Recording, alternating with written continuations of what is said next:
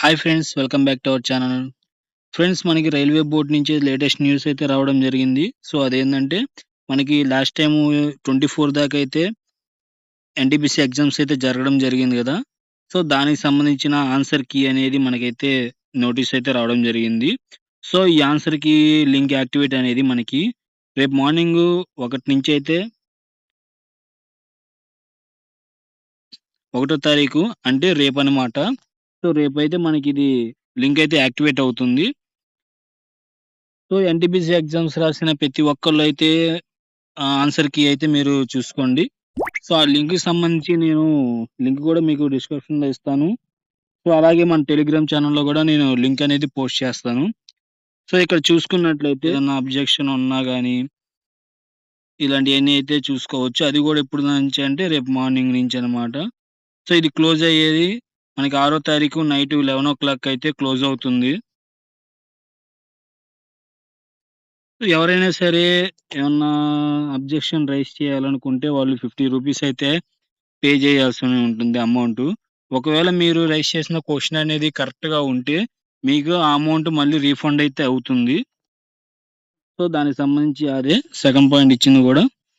So మనం ఏదైతే ₹50 pay చేయాలో దానికి సంబంధించి మనకి యూపీఐ ఉంది, నెట్ బ్యాంకింగ్ ఉంది. సో ఇవన్నీ ఉన్నాయన్నమాట.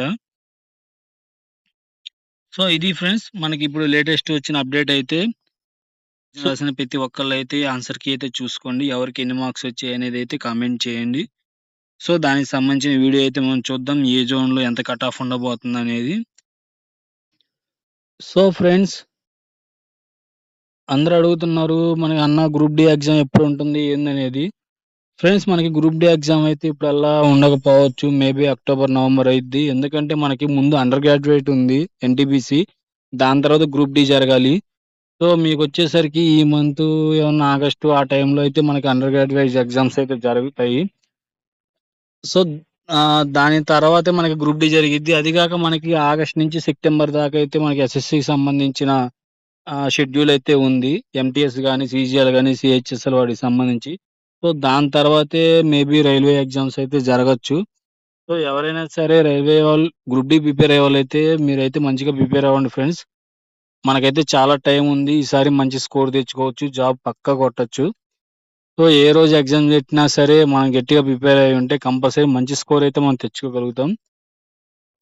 ఫ్రెండ్స్, ఇంకా మనకి ఎన్టీపీసీ గానీ లేదంటే గ్రూప్ డి సంబంధించిన ఏమైనా అప్డేట్స్ వస్తే నేను మళ్ళీ దాని గురించి వీడియో చేస్తాను. మరొక అప్డేట్‌తో మళ్ళీ మీ ముందుకు వస్తాను. Bye friends.